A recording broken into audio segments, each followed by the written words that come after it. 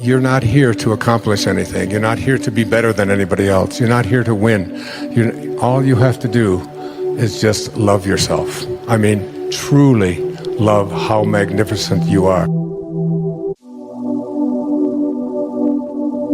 And that's what I meant when Saint Germain spoke to me and said, it's all you have to do is spend 15 minutes being in a state of appreciation for the I am presence that you are. Now, one of the things that the I am discourses taught that I was having trouble with this whole idea of manifesting is written on page 318. And I'd like to give this to you as we get ready to close. The student should constantly look within his human self and see what habits or creations are there that need to be plucked out and disposed of. For only by refusing to any longer allow habits of judging, condemning, and criticizing to exist can he be free. Are you hearing this? The true activity of the student is only to perfect his own world, and he cannot do it as long as he sees imperfection in the world of any of God's children. That includes the person who opened fire in Aurora. That includes Osama bin Laden. That includes Adolf Hitler. Any judgments that we have of judgment, criticism, and condemnation. And I wanted to manifest something so bad for such a long period of time, but the person that was involved in it, I kept having this sense of judgment toward this person. And it wasn't until I was able to say, I accept you for what you are. It's what led me to my father's grave in 1974. And I stood there after being sent there by a series of just absolutely impossible coincidences. I stood there on his grave after being filled with rage and hatred and anger and bitterness towards this man who would walk out on my mother and her 3 young boys. I was the youngest. And I finally found out about his death, that he had been dead 10 years, but I went to his grave in 1974 on August the 30th. And as I walked away from his grave, because I really went there to piss on his grave, I was so just filled with rage on him. And as I walked back to the rent-a-car, something called me back, and I went and stood there looking at this plate on the ground that said Melvin Lyle Dyer, 1914 to 1964. And something came over me. In fact, we've made a film about it, another film called My Greatest Teacher. And I was able to say to my father, from this moment on, I send you love. Who am I to judge you and condemn you? You did what you knew how to do, given the conditions of your life. And I accept you for it. Mark Twain once said that forgiveness is the fragrance that the violet sheds on the heel that has crushed it. On the heel that has crushed it. Enjoy it. My greatest teacher. Who was my greatest teacher? After that, my entire life changed. I stopped drinking. I started exercising. My writing shifted. I went back to New York. I was professor at St. John's University in New York City. I took 2 weeks to go down to Fort Lauderdale, Florida, checked into the Spindrift Motel, and wrote a book called Your Erroneous Zones in 14 days. Everything in my life after that shifted. My diet changed, my habits changed, everything turned around because I got the rage out of me. Because in order to attract the elements that are going to bring you the ability to manifest into your life what you want. Remember how I opened this program. We do not manifest what we want. That comes from a place of missing. We manifest what we are.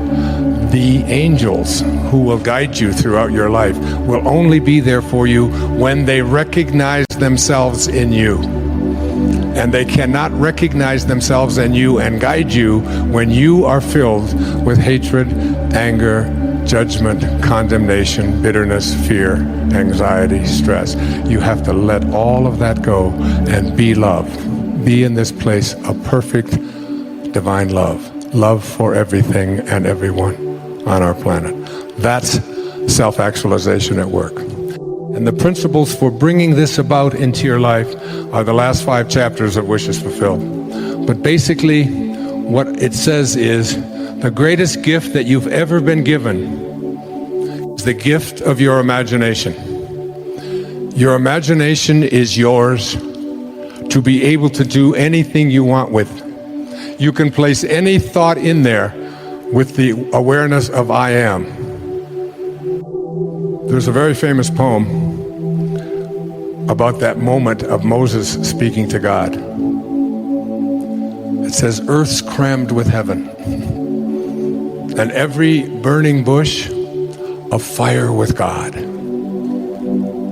And those who truly know take off their sandals, while the rest sit round it and pick blackberries. It's your call. It's your call.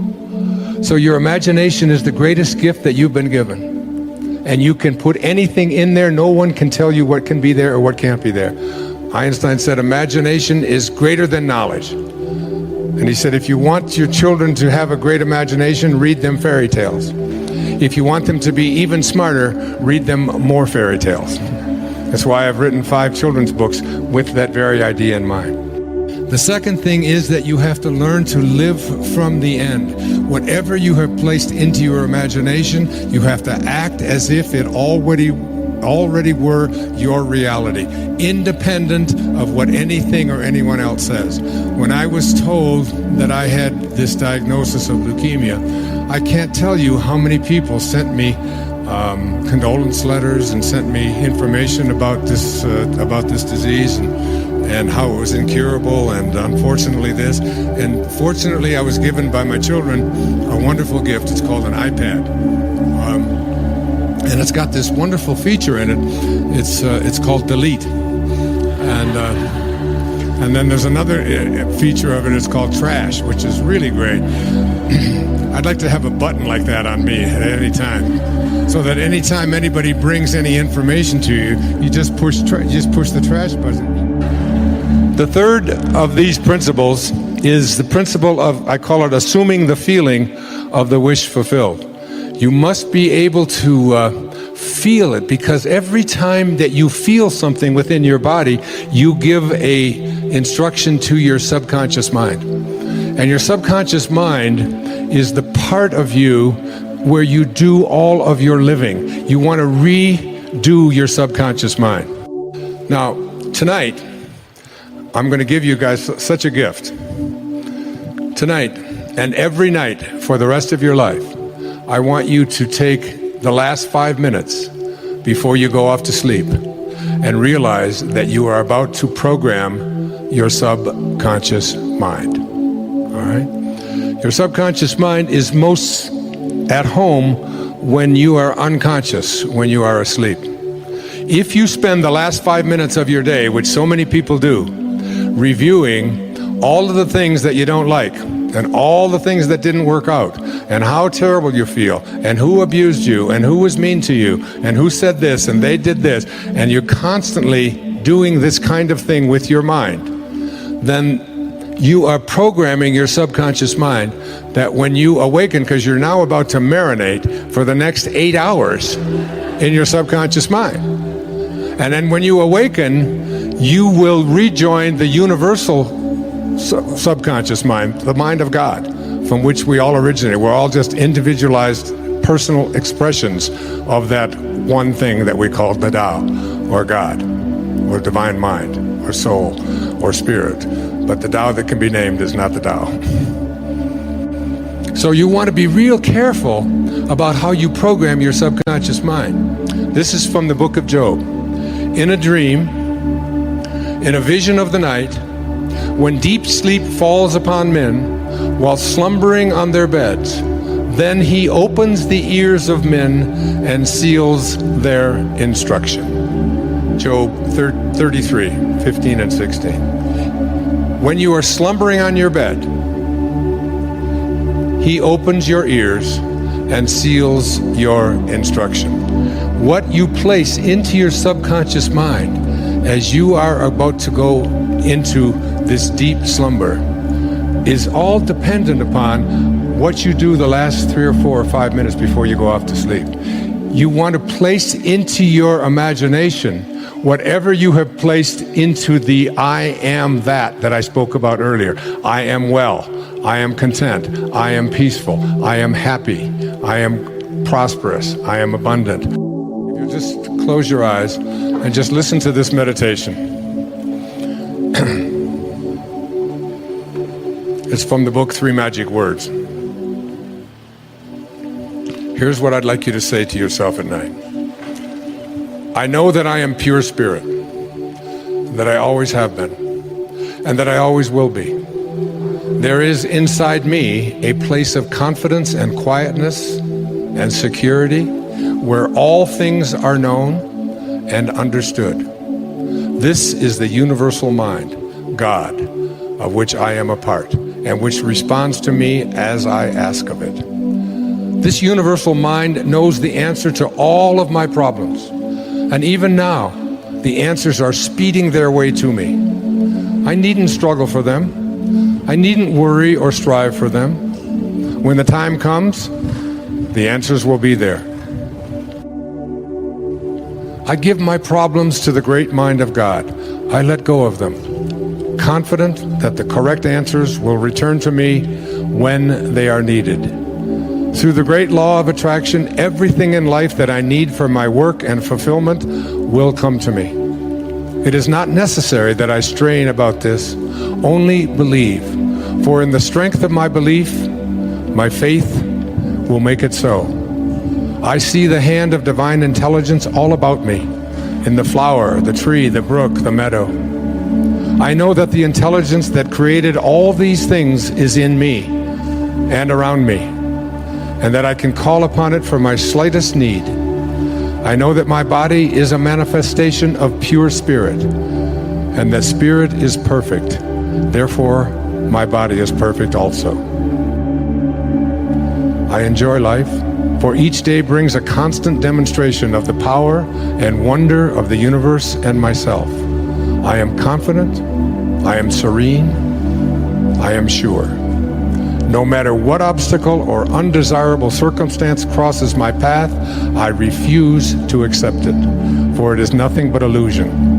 There can be no obstacle or undesirable circumstance to the mind of God, which is in me, around me, and serves me now. This is the great lesson. Know this within you. When Herman Melville was writing Moby Dick, he wasn't writing about a man looking for a whale. He was writing about a man, Ahab, trying to find his higher self. He said these words, "For as this appalling ocean surrounds the verdant land, so in the soul of man lies one insular Tahiti, full of peace and joy, but encompassed by all of the horrors of the half-lived life. In every moment of your life as you leave here today, you have this choice. You can either be a host to God or a hostage to your ego. It's your call. Thank you. God bless you." And one of the things that I had lunch with Linda today, when I was having lunch, we were talking about it. She was saying that the shocking thing for her in that experience was how quickly the changing of a thought impacts the muscles or the entire physiology of the body. That when I asked her to just think of a moment in her life when she experienced shame, her arm almost went limp, and I said, "No, hold it as hard as you can," and she had literally no strength in her. There, in Power versus Force, Dr. Hawkins has presented a scale that I want to present to you here today, and it's just an arbitrary scale. It's numbers these numbers could go from 0 to 2 million, or they could go to 0 to 10, or whatever. His scale goes from 0 to 1,000, and what it is a scale that measures energy. Now, remember when I spoke yesterday, the idea that Einstein said that nothing happens until something moves. That everything in the universe is energy. And energy is not good or bad, right or wrong, moral or immoral. Energy is fast or slow, high or low. And that our objective in understanding this and what it means to us is to be able to move to higher and faster energies. That when a higher energy, a faster energy, is put into the presence or the energy field of a very low and a very slow energy, that energy is nullified, the lower energy, and dissolved. It disappears. But more than it dissolving and disappearing, for example, if you're in a room of darkness, darkness is just simply a lower and a slower energy than light. Light moves very, very fast. The absence of light shows a very slow and a very low energy. If you're in a dark room and you are about to light a candle in that dark room, you don't have to say to the darkness, you better get out of here now. You're going to have to dissolve. You're going to have to scurry because I'm about to bring some light in here. You don't have to do that. All you have to do is light a candle, turn on a light, and the darkness dissolves. The darkness disappears. But more than that, and this is really crucial for what I'm presenting here this afternoon, the darkness is converted to light. So that when you bring higher energy to the presence of lower and slower energy, energy that we call evil, energy that we call disease, energy that we call depression, you are not only sending the disease and the depression and the despair away, you are converting that very energy into the higher and the faster energy that is being brought to its presence. It's the same thing is true of hatred. When you bring love to the presence of hatred, hatred not only dissolves, but it turns to love. When you bring higher energy, even in the field of medicine, we're discovering now with energy medicine that experimentation is being done now. Andy Weil, who I was just with the other day, suggests that the medicine of the future will be energy medicine, and that medical doctors will be in medical schools will be trained in energy medicine. It'll be the real upcoming area for investigation and for research. They're now doing experiments with lasers, which are very, very, very fast energies, and they're taking tumors that are present in what we call cancerous tumors and even non-cancerous tumors, but growths in the body, and they're bombarding the tumor and the surrounding tissue with these extremely high, fast energies. And they're discovering that not only do the tumors begin to dissolve and begin to be removed, but the energy that was in the tumor is now joining with the higher, faster laser energy, and it is being converted into something that we call healing or health. The implications for what I'm speaking about here are absolutely astonishing for everything in your life. And what I'm about to present to you in this little paradigm in the next few moments is something that could change your life. As I said to you, if you don't take anything else with you that you can purchase here today, be sure to commit yourself to reading Power versus Force. And his follow-up to it, if you're up to it, which I had some about here as well, it's called The Eye of the Eye. And in there he talks about how we can calibrate virtually everything in our lives. Every book of the Bible has been calibrated. All of the great songs have been calibrated. The calibration goes like this. Over here to my left is a calibration of 0. And as far as I can go on this stage, let's say up to the speaker, represents 1,000, the energy level of 1,000 to here. All right. Now, anything that goes up to number 200 on this scale that I'm just arbitrarily giving to you, let's say 200 is right here, represents something called force. And every thought and every emotion that you have that calibrates between 0 and 200 is a thought or an emotion that weakens you in one way or another and lowers the energy field. And those calibrations, those thoughts, I'll give you the number 20 is the lowest, and the thought is shame.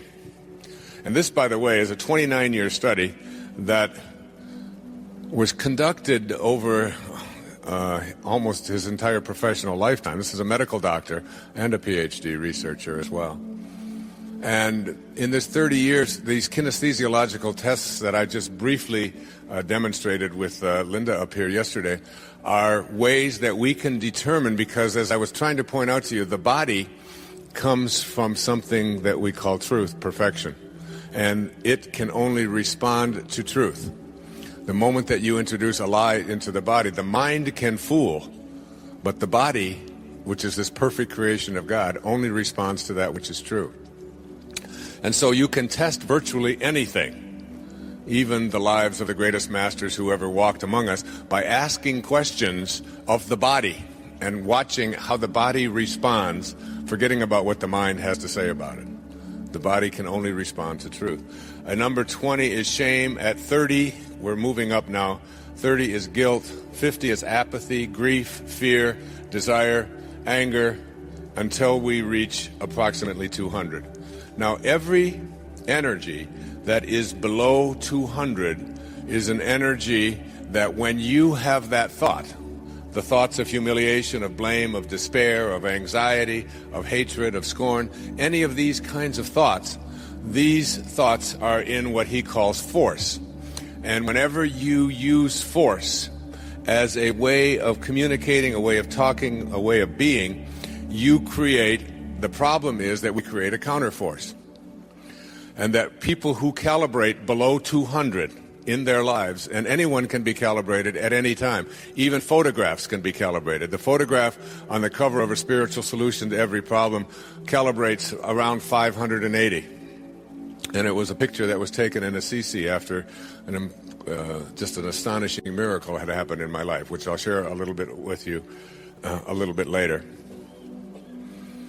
And we have seen experiments where they'll take a picture of a Mother Teresa and they'll take a picture of a Charles Manson, and they will put those photographs in envelopes that the person holding them doesn't know who is in the envelope. And the picture of Charles Manson, who calibrates somewhere around 30 or 40, will make the person go weak, and they don't even know what picture that they're holding. You have to, it's almost like I said yesterday, you have to willingly suspend your disbelief. You have to do a somersault into the inconceivable and allow yourself to open up to the possibility that every thought that you have and every emotion that you have and every internal experience that you have has an impact not only on you, but as I'll demonstrate to you in a few moments, on everyone that you encounter in your life and everything that you encounter in your life and whatever energy field that you radiate to. So we're talking 0 to 200, but this scale isn't a scale that is consistent all the way through. When you get to a number of 600, which represents extremely high energy, you were talking about maybe a few thousand people on the entire planet Earth today, out of the 6 billion or so of us, who reach this level of consciousness of 600. When we're talking about moving into 700 and 800, we're talking about the greatest spiritual masters who've ever walked among us. People who live at the level of the ineffable, who are unconditional love, and have what Patanjali says, he said, when you become steadfast in your abstention of thoughts of harm directed toward others, listen to that again, when you become steadfast in your thoughts of harm directed toward others, all living creatures will cease to feel enmity in your presence.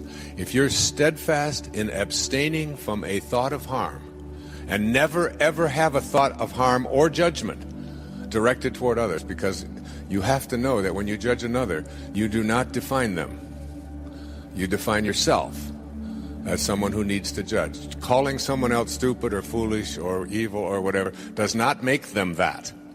That just says something about you who needs to put those kind of labels on other people. So that if you can become steadfast and become an individual who never, but never has a thought of harm directed toward others or judgment, which is almost impossible for all of us who live at these ego levels that we've been conditioned to live at. But if you can conceive of yourself as being someone like that, all living creatures will cease to feel enmity in your presence. St. Francis of Assisi is someone who calibrated in the 900s. Maybe 7 or 8 people in the history of the world have calibrated above 950. Francesco's, in fact, the city just to the north of us, about 40 miles, was named after this little man, St. Francis, who left his worldly belongings behind and just took out to save the church. And he spent the last 2 years of his life up in a place that I visited with my wife a few years ago when I took a group of people to Assisi at Mount Suribasso. And the last 2 years of his life, he had to have his hands and his feet and his side bound so that he didn't bleed to death. Such was the energy level of this being. Hawkins suggests that any person who calibrates at 600 or higher, Mother Teresa calibrated at 600. When Mother Teresa walked into a radio studio where I was on the radio that morning, everyone in the room felt her presence. She weighed about 90 pounds. It's about 4'10". And she radiated out a different kind of an energy.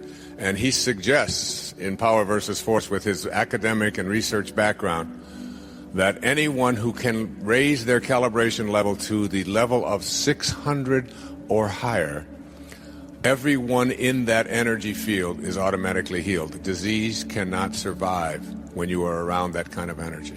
They said of Jesus, his presence in the village and nothing more would raise the consciousness of those around him. He suggests that only one person in the history of humanity has ever reached this level of 1,000, and that was Jesus of Nazareth. And a few others in the 990s, 995 was Buddha. And these are all done with very scientific kinesthesiological tests using the body, which can only determine that which is true.